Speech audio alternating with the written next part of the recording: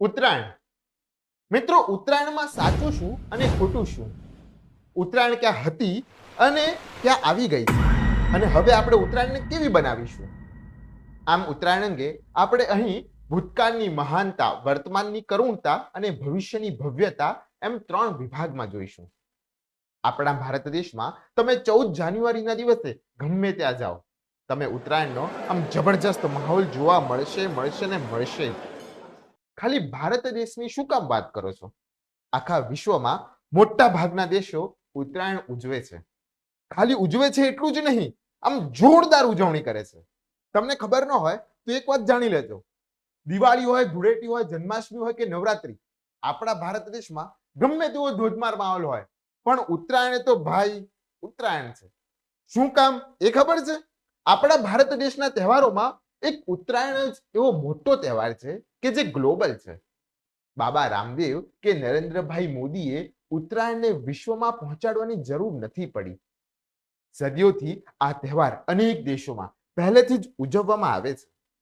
એનું કારણ શું એ તમને ખબર છે? ન ખબર હોય તો કહી દઈએ. આ તહેવાર એ સૂર્યનો તહેવાર છે. જ્યાં સૂર્ય ઉગે છે ત્યાં આ તહેવાર ઉજવાય છે. આ તહેવાર માનવીએ ક્યાંય પહોંચાડવો નથી પડ્યો, પરંતુ માનવી જ સૂર્યની ઉપાસનાને પામવા માટે આ તહેવારની પાસે પહોંચી ગયો છે. આ તહેવાર સૂર્યનો તહેવાર છે, શક્તિનો તહેવાર છે, અરે ઉર્જાનો તહેવાર છે. આખા વિશ્વને જે જગ્યાએ પહોંચવું છે એ જગ્યાએ સૂરજ દાદા આપણને પહોંચાડવાની તાકાત આ જ દિવસે આપે છે. અહીં તમને એ બધું જ જાણવા મળશે જે તમે જાણવા માંગો છો. જેમ કે આ તહેવારને મકર સંક્રાંતિ કેમ કહેવાય છે? આ તહેવારનું શાસ્ત્રીય નામ મકર સંક્રાંતિ હોય તો પછી આને ઉત્તરાયણ કેમ કહેવાય છે? ઉત્તરાયણ એક ખોટું નામ છે. ઉત્તરાયણની શાસ્ત્રીય ઉજવણી કઈ રીતે થાય? ઉત્તરાયણમાં પતંગ વચ્ચે ક્યાંથી ગોઠવાઈ ગયો? તલની ચીકી અને સિંગની ચીકીનું બજાર કેમ આ દિવસોમાં આમ ગરમા ગરમ હોય છે? ઉત્તરાયણને સૂર્ય સાથે શું સંબંધ છે? પતંગ ચગાવવાનું ખૂબ મન થાય તો શું કરવું? ડીજે નું ડાન્સ કરવાનું શાસ્ત્રમાં કહ્યું છે? આ પતંગ શું હજારો વર્ષ પ્રાચીન છે? ચાઇનીઝ દોરી એટલે શું? અને એ નકલી હોય છે એટલે ચાઇનીઝ કહેવામાં આવે છે? ઉત્તરાયણ ઉપર ખીચડી ખાવાની પ્રથા કેમ શરૂ થઈ? અને એનું ખીચડી એવું નામ કઈ રીતે પડ્યું? ભીષ્મ પિતામહ અને ભગીરથ રાજાનો ઉત્તરાયણ સાથે શું સંબંધ છે? ગંગા નદીનો બર્થડે શું ઉત્તરાયણના દિવસે આવે છે? પતંગની દોરીથી કેટલા અને કેવા મોટા માણસો મરી ગયા એ ખબર છે? પતંગની દોરી એટલે પંખીઓનું મોત છે. ઉત્તરાયણ ઉજવવાની મજા પણ લેવી હોય અને માનવો કે પંખીઓને સજા પણ ન થવા દેવી હોય તો કઈ રીતે ઉત્તરાયણ ઉજવીએ એ જાણવા માંગો છો? તો તૈયાર થઈ જાઓ. ઉત્તરાયણ ક્યાં હતી અને ભૂતકાળમાં ઉત્તરાયણની મહાનતા. આ તહેવારને મકર સંક્રાંતિ કેમ કહેવાય છે? આપણા માથા ઉપર જે આકાશ છે એમાં સૂર્ય ચંદ્ર તો ખરા જ, પણ 12 રાશિ માર્ગો આવેલા છે. તમને બધાને ખબર છે કે જન્મ્યા પછી ફોઈબા આપણું જે નામ પાડે એ પહેલા આપણા જ્યોતિષી આપણી જન્મ રાશિ જોઈને આપણા નામનો પહેલો અક્ષર નક્કી કરી આપે. મેષથી મીન સુધીની આ 12 રાશિમાં 9મી ધન રાશિ છે અને 10મી મકર રાશિ છે. સૂર્ય ધન રાશિમાંથી મકર રાશિમાં આવે એને મકર સંક્રાંતિ કહેવામાં આવે છે. અત્યાર સુધી સૂર્ય ધન રાશિના પાટા ઉપર ચાલતો હતો અને હવે સૂર્ય મકર રાશિના પાટા ઉપર ચાલવા માંડ્યો છે. આમ આપણી સૂર્ય નામની રેલગાડીએ પ્લેટફોર્મ નંબર 9 પરથી પ્લેટફોર્મ નંબર 10 ઉપર ગાડીને ચડાવી દીધી. બસ આ જ મકર સંક્રાંતિ. પાછું તમે એવું ન સમજી બેસતા કે સૂર્ય એ કોઈ રેલગાડી છે. આ તો અમસ્તો તમને સમજાવવા માટે દાખલો આપ્યો, પાછી ચોખવટ કરી લેવી સારી. એક સવાલ, આ સંક્રાંતિ એટલે શું? જુઓ, ક્રાંતિ એટલે શું એ તો તમને બધાને ખબર જ છે કે જૂનું છોડીને નવું પકડવું એ ક્રાંતિ. આ ક્રાંતિ સારી હોય તો સંક્રાંતિ કહેવાય અને ખરાબ હોય તો દુષ્ક્રાંતિ કહેવાય. સૂર્ય જૂનો ધન રાશિનો પટ્ટો છોડીને નવો મકર રાશિનો પટ્ટો પકડીને પ્રવાસ શરૂ કરી દે છે. માટે આને સંક્રાંતિ કહેવામાં આવે છે. 12 રાશિના પરિભ્રમણ માર્ગને ક્રાંતિ વૃત્ત કહેવામાં આવે છે. અને આ વૃત્ત એટલે કે માર્ગ, આવા માર્ગના 12 ભાગના 12 નામો રાશિ ઉપરથી આવેલા છે. આકાશમાં સૂર્યનું પરિભ્રમણ આ જ 12 માર્ગો ઉપરથી વારાફરતી થયા કરે છે. માટે મિત્રો આને મકર સંક્રાંતિ કહેવામાં આવે છે. મિત્રો આપણે અહીંયા તો બધા ઉત્તરાયણ જ કહે છે, તો આ મકર સંક્રાંતિ સાચું કે ઉત્તરાયણ સાચું? તમને જણાવી દઉં, બંને નામ સાચા જ છે, કોઈ ખોટું નથી. જો સાસુ વહુ બંને ઝઘડતા હોય તો કોણ ખોટા? તમે જો ઘર સંસાર ચલાવ્યો હશે તો તમને ખબર હશે. હા મિત્રો, આપણે ઉત્તરાયણની વાત કરતા હતા. શાસ્ત્રીય દ્રષ્ટિએ જેમ મકર સંક્રાંતિ નામ છે એમ બીજું ઉત્તરાયણ નામ પણ છે. સૂર્ય ધન રાશિમાંથી મકર રાશિમાં આવે ત્યારે મકર સંક્રાંતિ હોય છે. આમાં ધન રાશિ દક્ષિણ દિશા તરફ છે અને મકર રાશિ ઉત્તર દિશા તરફ છે. આ દિવસથી સૂર્ય દક્ષિણ દિશામાંથી ઉત્તર દિશા તરફ અયન એટલે ગમન કરે છે, એટલે ઉત્તરાયણ કહેવામાં આવે છે. જો તમને દિશા જોતા આવડતું હોય તો તમે ઉત્તરાયણના દિવસે આકાશ નીચે ઊભા રહીને સૂર્ય ક્યાંથી પસાર થાય છે એ જોઈ લેજો. એ બરાબર તમારા માથા ઉપરથી નહીં પણ દક્ષિણ દિશા બાજુથી પસાર થશે અને આ ઉત્તરાયણના દિવસ પછી ઉત્તર તરફ ખસતા ખસતા 21 માર્ચ આસપાસ તમારા માથા ઉપરથી પસાર થઈને 21 જૂન આસપાસ પાછા તમારા માથાથી ઉત્તર દિશા બાજુથી પસાર થતો હશે. આપણા સૂરજ દાદા ઘણા હોશિયાર છે. એમને ખબર છે કે દરેક વખતે એકના એક રસ્તે ન ચલાય. સમય સંજોગો જોઈને રસ્તો બદલવો પણ પડે અને એ આપણે સૂરજ દાદા પાસેથી શીખવાનું છે અને જે આપણને શીખવાડી રહ્યા છે. તમને ખબર ન હોય તો એક મોટી માહિતી આપી દઈએ કે ઋતુ બદલાય છે એટલે સૂર્ય રસ્તા નથી બદલતો, પણ સૂર્ય રસ્તા બદલે છે એટલે જ તો ઋતુઓ બદલાય છે. સૂર્યના આ 12 ક્રાંતિ માર્ગોએ તો આખા વિશ્વમાં ઋતુ ક્રાંતિ લાવી દીધી છે.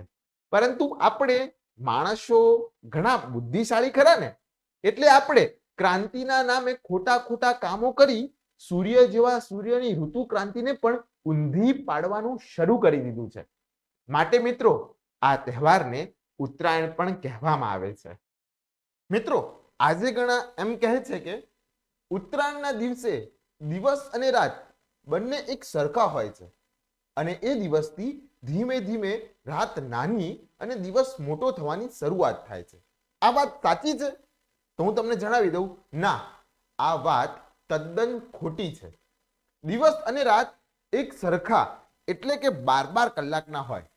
એ દિવસ 21 માર્ચની આસપાસ આવે છે અને બીજી વાત કે ધીમે ધીમે રાત નાની અને દિવસ મોટો થવાની શરૂઆત 22 ડિસેમ્બરની આસપાસ થતી હોય છે. 22 ડિસેમ્બરે વર્ષનો સૌથી નાનો દિવસ હોય છે. આ તારીખમાં થોડો ઘણો ફેરફાર આવી શકે છે. સાથે આપણી પ્રાચીન પરંપરામાં તો તિથિ મુજબ આપણે ત્યાં વ્યવહાર ચાલતો હતો, તો પછી આ બધામાં તારીખો કેમ વચ્ચે આવી ગઈ? આનું કારણ એવું છે કે આપણી પ્રાચીન પરંપરામાં ચંદ્રના આધારે દિવસ, મહિનો, વર્ષ વગેરેની ગણતરી થતી હતી. એટલે ચંદ્રના આધારે તિથિ નક્કી થતી હોય છે અને સૂર્યના આધારે તારીખો નક્કી થતી હોય છે. તારીખો બધી જ સૂર્યની ગતિ મુજબ નક્કી થતી હોય છે અને તારીખોનો ઉપયોગ કરવો એ ખોટી વાત નથી, પરંતુ તિથિને છોડી દેવી એ ખોટી વાત છે. મિત્રો આપણે વાત કરી કે સૂર્ય ધન રાશિમાંથી મકર રાશિમાં જાય એટલે મકર સંક્રાંતિ કહેવાય. આ તો બરાબર છે, પરંતુ આમ તો વર્ષમાં દર વખતે સૂર્ય એક રાશિમાંથી બીજી રાશિમાં જતો હોય છે, ત્યારે દર વખતે સંક્રાંતિ થતી હોય છે. તો પછી આ 12 સંક્રાંતિમાંથી માત્ર મકર સંક્રાંતિ જ કેમ ઉજવવામાં આવે છે? ટૂંકમાં મકર સંક્રાંતિનો આટલો બધો મહિમા કેમ? આના જવાબમાં કેટલાય કારણો છે. મકર સંક્રાંતિ સાથે કેટલીય કથાઓ જોડાયેલી છે. ગંગા નદીનો બર્થડે એટલે જન્મદિવસ, તેમજ આખા ગુજરાતમાં ફેમસ ખીચડીની કથા અને ખીચડી ક્યારથી શરૂ થઈ, ખીચડી જેવું નામ કેમ પડ્યું, એવું ઘણું બધું આ દિવસ સાથે જોડાયેલું છે. તમને એમ થશે કે આ ખીચડી વાળી વાત શું છે, પણ એ હાલ નહીં, તમને આગળ કહીશું. વૈદિક પરંપરા અનુસાર દરેક સંક્રાંતિ પવિત્ર છે, પરંતુ એમાં કર્ક અને મકર વિશેષ પવિત્ર ગણાય છે. અને એમાંથી મકરનું સૌથી વિશેષ મહત્વ છે. આમાં મુખ્ય કારણ એક છે કે સૂર્યનું દક્ષિણમાંથી ઉત્તર દિશા તરફ ગમન. આ એક આકાશ ચક્રમાં બનતી એવી દિવ્ય ઘટના છે કે જેથી સમગ્ર જ્યોતિષ શાસ્ત્રમાં આ દિવસના અતિશય ગુણગાન ગાવામાં આવ્યા છે. આપણે કેટલાક પોઈન્ટ જોઈએ. પોઈન્ટ નંબર 1, દેવતાઓની દુનિયામાં 6 મહિના રાત અને 6 મહિના દિવસ હોય છે એમ વૈદિક શાસ્ત્રમાં કહ્યું છે. ઉત્તરાયણના દિવસથી દેવતાઓને દિવસનો પ્રારંભ થાય છે. દક્ષિણાયન વખતે રાત હોય છે. પોઈન્ટ નંબર 2, સૂર્ય પોતે એક દેવતા છે. પૃથ્વી ઉપરના કરોડો દેવતાઓમાંથી એક સૂર્ય જ એવા દેવતા છે કે જે પ્રત્યક્ષ હોય છે. વિષ્ણુ, બ્રહ્મા વગેરે બધા જ અપ્રગટ છે, જ્યારે સૂર્ય પ્રગટ દેવતા છે એમ વૈદિક પરંપરામાં કહેવામાં આવ્યું છે. પોઈન્ટ નંબર 3, આ સૂર્ય અંધકારથી પ્રકાશ તરફ લઈ જનાર છે, ઉપરાંત જળ અને ચેતનની દુનિયાનું ચાલક પરિબળ છે. આપણને ખબર છે કે જીવસૃષ્ટિના વિકાસમાં સૂર્ય ઉર્જાનું સૌથી વધુ મહત્વ છે. વળી આ દિવસથી ઠંડી ઓછી થતી જાય છે અને ગરમી વધવાની શરૂ થતા જીવન વિકાસમાં એક શ્રેષ્ઠ સંતુલન પેદા થાય છે. પોઈન્ટ નંબર ડી, ઉત્તરાયણ પહેલા સૂર્યનું દક્ષિણાયન ચાલુ હોય છે અને ત્યારબાદ ઉત્તરાયણ ચાલુ થાય છે. સાધનાની દુનિયામાં દક્ષિણાયનનો સમય પાપની શુદ્ધિ માટે અનુકૂળ હોય છે અને ઉત્તરાયણનો સમય આત્મજ્ઞાન માટે, જ્ઞાન પ્રાપ્તિ માટે અનુકૂળ હોય છે. પાપ શુદ્ધિ વગર આત્મજ્ઞાન થઈ શકે નહીં. દક્ષિણાયનમાં પાપ શુદ્ધિ થઈ ગયા બાદ જ્યારે હવે એની ફળની પ્રાપ્તિ રૂપે પૂર્ણ સુખની પ્રાપ્તિનો સમય આવે છે ત્યારે ઉત્તરાયણમાં સાધકને આત્મજ્ઞાન થતું હોય છે. શ્રી ભીષ્મ પિતામહને આત્મજ્ઞાનની પ્રાપ્તિ આ જ દિવસે થઈ હતી. શ્રી ગૌતમ બુદ્ધને પણ ઉત્તરાયણ બાદની પૂનમે આત્મજ્ઞાન થયું હતું. દક્ષિણ ભારતમાં તો અનેક સંતો, ઋષિઓ અને યોગીઓને ઉત્તરાયણના દિવસે આત્મજ્ઞાન થયાના દાખલાઓ મળી આવે છે.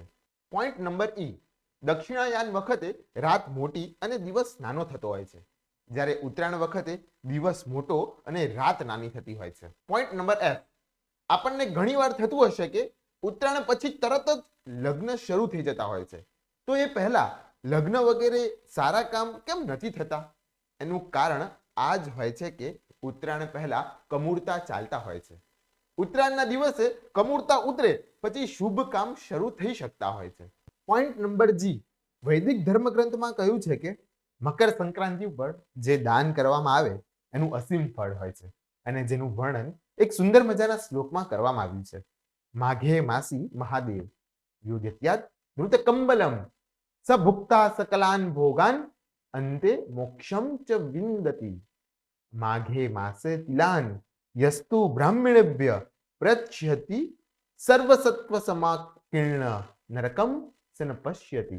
અર્થાત જે વ્યક્તિ મહા મહિને ઉત્તરાયણ ઉપર ઘી, ઊની વસ્ત્રનું દાન કરે છે, બ્રાહ્મણોને તલનું દાન કરે છે, એ નરક તો જોતો જ નથી, પરંતુ આ જન્મમાં ઉત્કૃષ્ટ સુખની પ્રાપ્તિ કરીને અંતે પરલોકમાં શાશ્વત સુખની પ્રાપ્તિ કરે છે. પોઈન્ટ નંબર એચ, રામચરિત માનસમાં આ દિવસે ગંગા સ્નાનનું મહત્વ દર્શાવતા કહ્યું છે કે માધ મકરગત રવિ જબ હોય તીરથ પતિ આબ સબ કોઈ દેવ દનુજ કિન્નર નર શ્રેણી સાદર મજ્જહિમ સકલ ત્રિવેણી.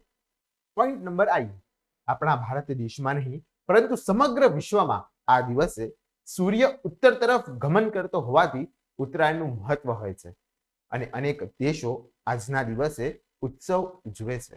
મિત્રો, પ્રશ્ન થાય કે મકર સંક્રાંતિની ઉજવણી સવારે વહેલા શરૂ કરી દેવી કે ક્યારે કરવી?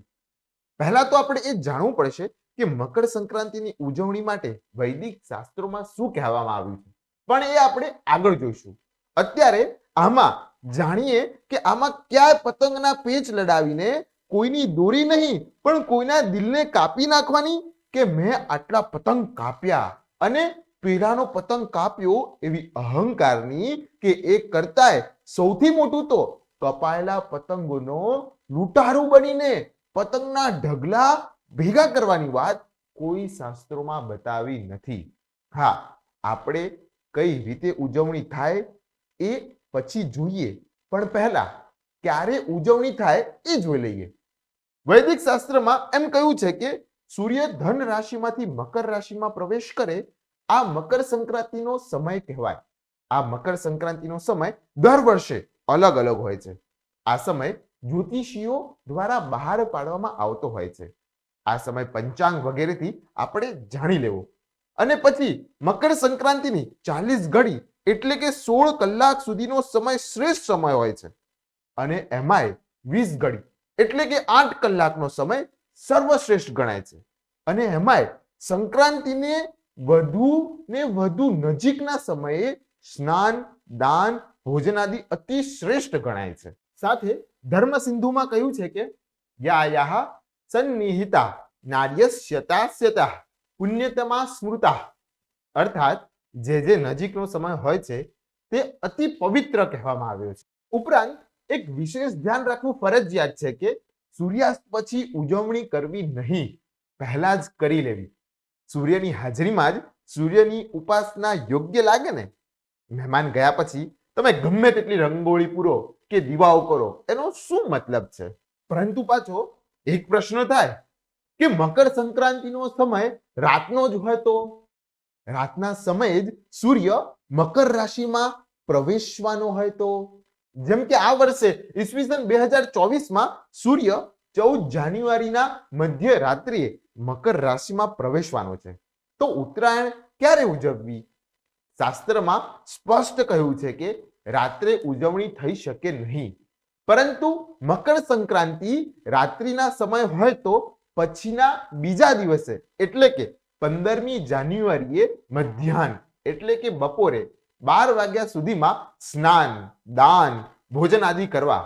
આમ કરવાથી પણ આગલા દિવસ જેટલું જ ફળ મળે છે.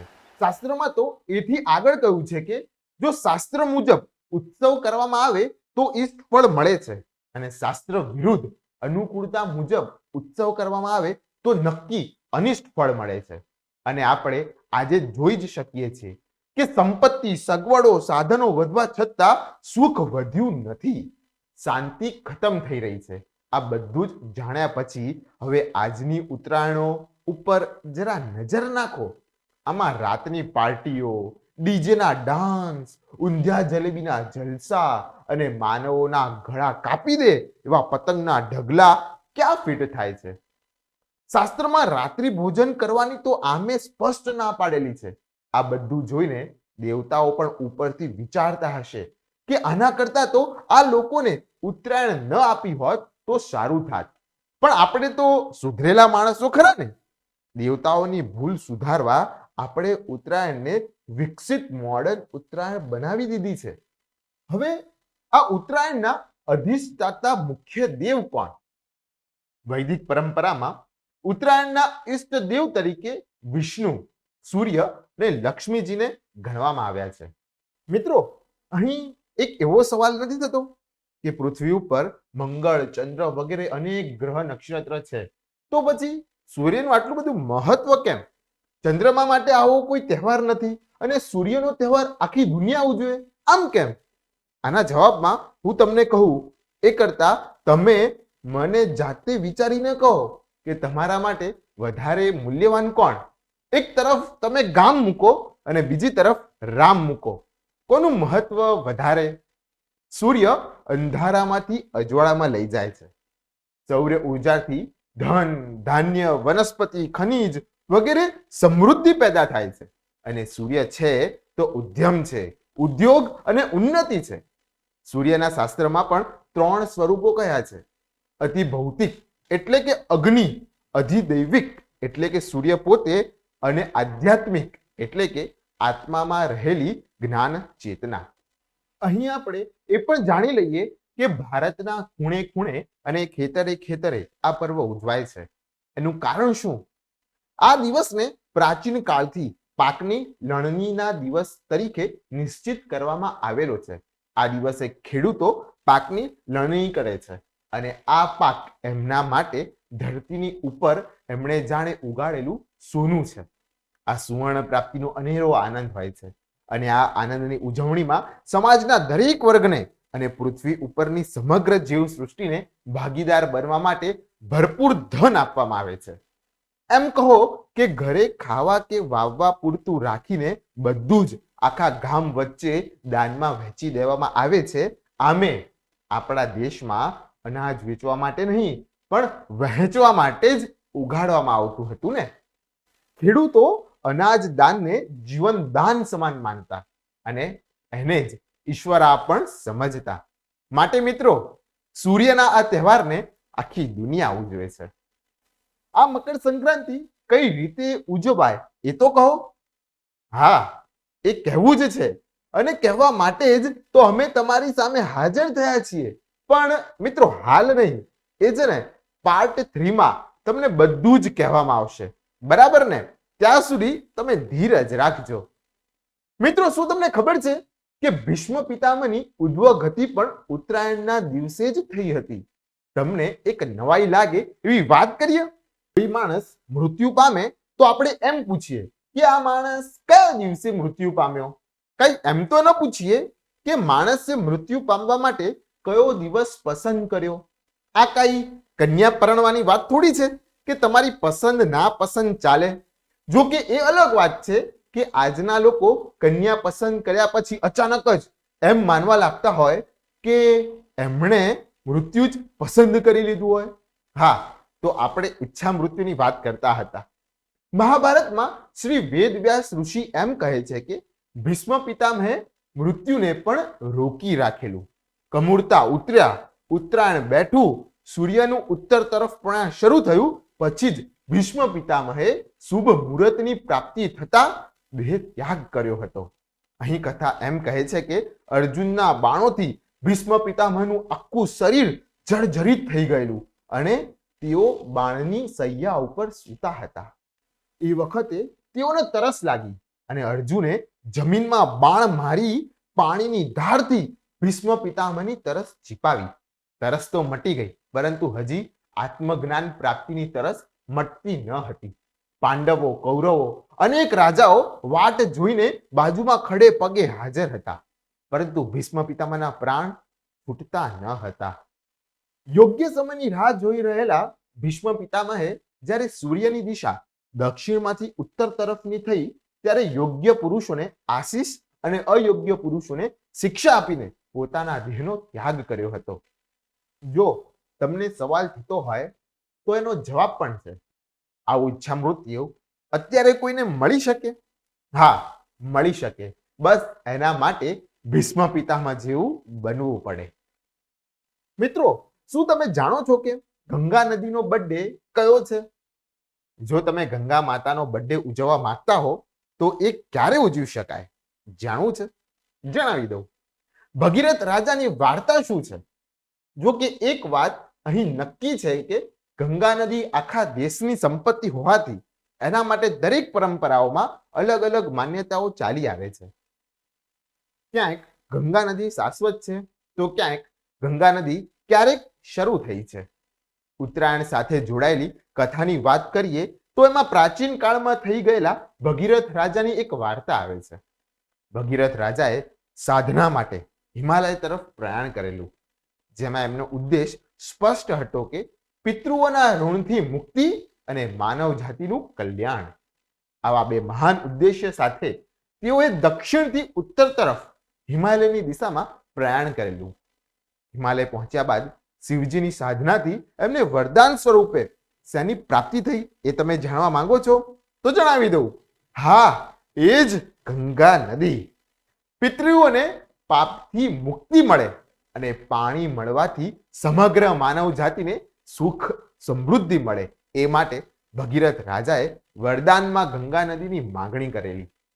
એ સ્થળ એટલે ગંગોત્રી અને એ દિવસ એટલે મકર સંક્રાંતિ. તો મિત્રો, તમે જાણી લીધું ને કે ગંગા માતાનો બર્થડે ક્યારે આવે છે? પણ હજી તમને મારે જે જણાવવું છે ને એ આના કરતા પણ વધારે મહત્વની વાત છે. તમે વિચાર કરો કે ભગીરથ રાજા પાપથી મુક્તિ અને પ્રજાના કલ્યાણ માટે આખા રાજપાટનો ત્યાગ કરીને હિમાલયની ગોદમાં સાધના કરવા સુખ સમૃદ્ધિના બલિદાન આપી શકે છે. અને આજની યુવા પેઢીએ ઉત્તરાયણ જેવા પર્વને પણ મનોરંજનમાં બદલી નાખ્યું છે. શું આપણા પર્વો ડીજેથી ડાન્સ કરવા કે પતંગની દોરીથી લોહિયાળ બનાવવા માટેના છે? એક તરફ ગંગા નદીમાં સ્નાન કરીને પાપ મુક્તિની પ્રાર્થના કરવી અને બીજી તરફ નિર્દોષ પંખીઓ અને માનવોના લોહીથી આત્માને પાપ સ્નાન કરાવવું. ક્યારે અટકશે આવી વિરોધી પ્રવૃત્તિઓ? હાલમાં પણ હિમાલયથી નીકળેલી ગંગા બંગાળમાં જઈને મળે છે. એના માર્ગમાં આવતા ઋષિકેશ, હરિદ્વાર, કાશી, પ્રયાગ વગેરે દરેક ઘાટ ઉપર ગંગા સ્નાનનો મહિમા ચાલ્યો આવે. મિત્રો, છેલ્લે એક વાત કહી દઈએ કે વૈદિક પરંપરા અનુસાર જો તમે ગંગા માતાનો જન્મદિવસ ઉજવવા માંગતા હો તો મોજ શોખ નહીં પરંતુ કર્તવ્ય ભાવનાને પ્રધાન બનાવજો. આ ગંગા માતાની આશીર્વાદ પ્રાપ્તિનું પર્વ છે. એમને ગમતી ઉપાસના કરો અને એમના હાર્દિક આશીર્વાદ પ્રાપ્ત કરતા રહો. મિત્રો, શું તમે જાણો છો કે ઉત્તરાયણના દિવસે ખીચડી કેમ ખાવાની હોય છે? અને ખીચડી જ કેમ ખવાય છે? અને ઉત્તરાયણ સાથે એનો શું સંબંધ છે? એમ કહેવાય છે કે અલાઉદ્દીન ખિલજીના આક્રમણ વખતે સંત ગોરખનાથે પોતાના વિશાળ શિષ્ય પરિવાર સાથે રાષ્ટ્ર રક્ષા માટે કેસરિયા ધારણ કરેલા. પરંતુ યુદ્ધ વધારે લાંબુ ચાલ્યું અને યુદ્ધમાં અતિ વ્યસ્તતા અને સતત એક ઠેકાણેથી બીજી ઠેકાણે દોડધામના કારણે યોગીઓને રાંધવાની અનુકૂળતા થતી ન હતી. યોગીઓ ભૂખ્યા રહેતા, દુબળા પડ્યા. આવી ભયંકર સ્થિતિ જોઈ ગોરખનાથે બધા યોગીઓને ભૂખને ભાંગે અને શ્રેષ્ઠ પોષણ મળે એ માટે એક સરસ ઉપાય બતાવ્યો. આ ઉપાય એટલે જ ખીચડી. રોટલા બનાવવાની અગવડ હોય ત્યારે ખીચડી બનાવવી સાવ સરળ હતી. દાળ, ચોખા પાણીમાં નાખો અને બાફીને ખાઈ જાઓ. એમ કહેવાય છે કે ખિલજીના આક્રમણે દેશને ખીચડીની શોધ આપી. હવે એટલી વાત બાકી રહી ગઈ કે આને ખીચડી કેમ કહેવાય છે? એ તો આપણા ભારતીયોને કંઈ જણાવવું પડે તેમ નથી. આપણે તો ક્ષેમ કરીને સેમોજ અને ક્ષેત્રનું ખેતર કરનારા છીએ. આપણે એટલી પણ કલ્પના ન કરી શકીએ કે આ ખિલજીનું ખીચડી થઈ ગયું હશે. આમ ખિલજી ગયો અને ખીચડી રહી ગઈ.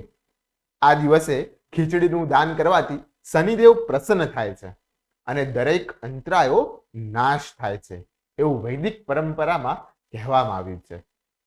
મિત્રો, શું તમને ખબર છે કે ઉત્તરાયણના દિવસે ખીચડી શામાંથી બને છે?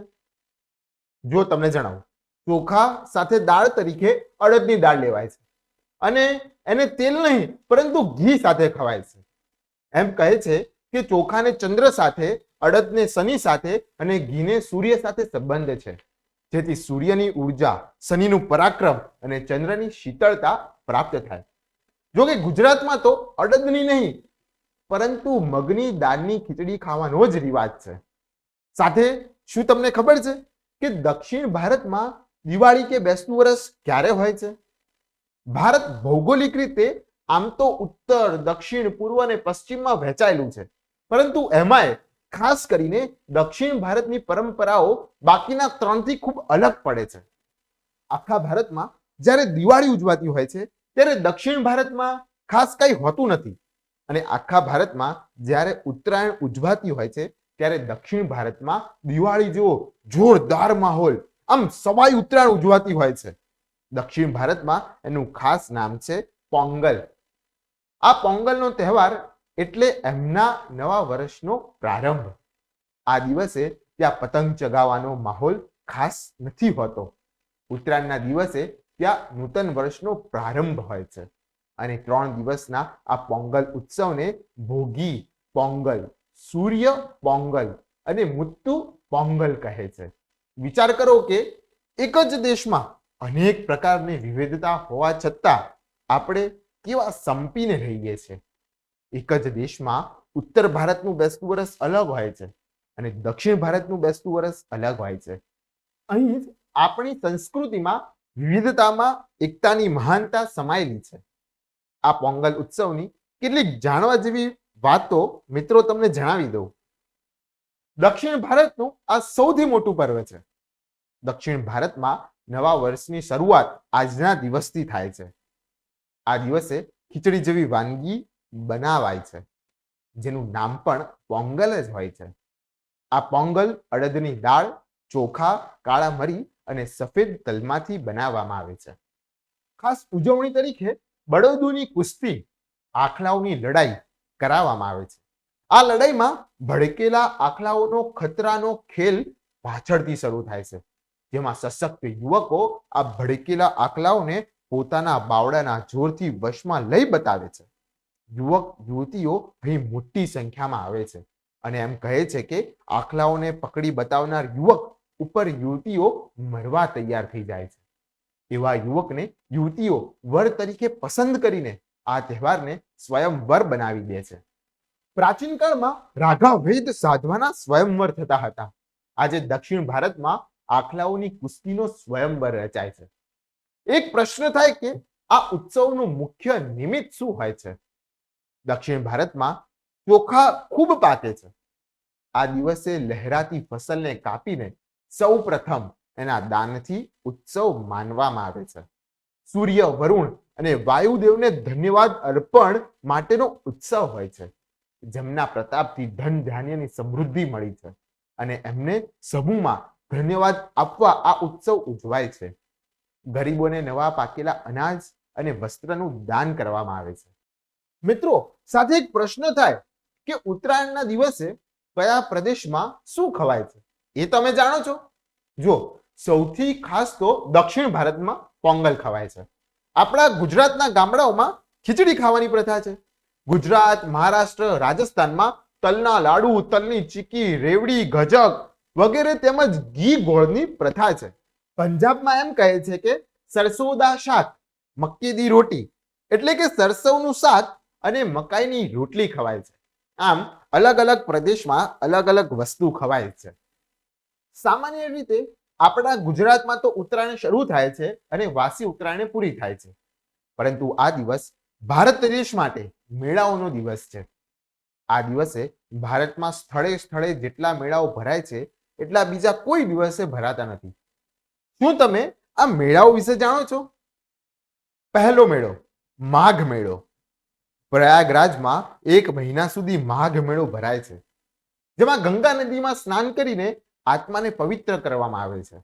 આ મેળાને મિની કુંભ મેળો પણ કહે છે. કુંભ મેળો દર 12 વર્ષે ભરાય છે, પરંતુ માઘ મેળો દર વર્ષે પ્રયાગમાં ભરાય છે. બીજો મેળો, ગંગાસાગર મેળો. બંગાળમાં ગંગાસાગર મેળો ભરાય છે.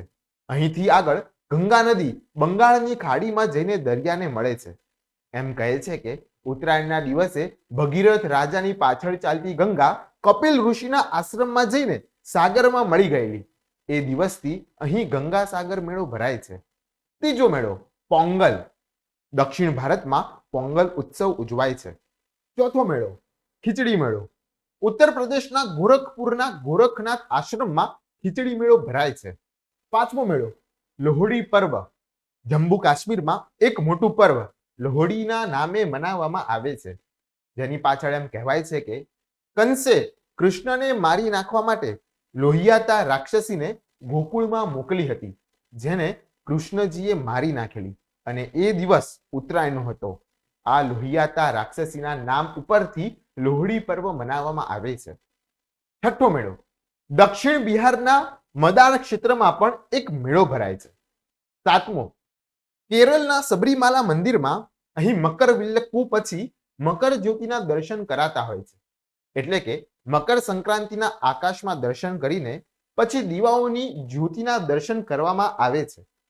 આ માત્ર કેટલાક મોટા મોટા ઉદાહરણો બતાવ્યા, પરંતુ દેશમાં અનેક સ્થળે વિવિધ રીતે ઉત્તરાયણના દિવસે એક અનેરો માહોલ હોય છે.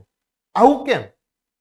એમ આપણને પ્રશ્ન થાય, પરંતુ એનો જવાબ આપવા તમે રોજ જે પૂર્વ દિશામાં નજર કરશો તો સૂરજ દાદા તમને જવાબ આપી દેશે. એ કહેશે કે હું આખા દેશમાં છું, એટલે આખા દેશમાં ઉજવાઉં છું.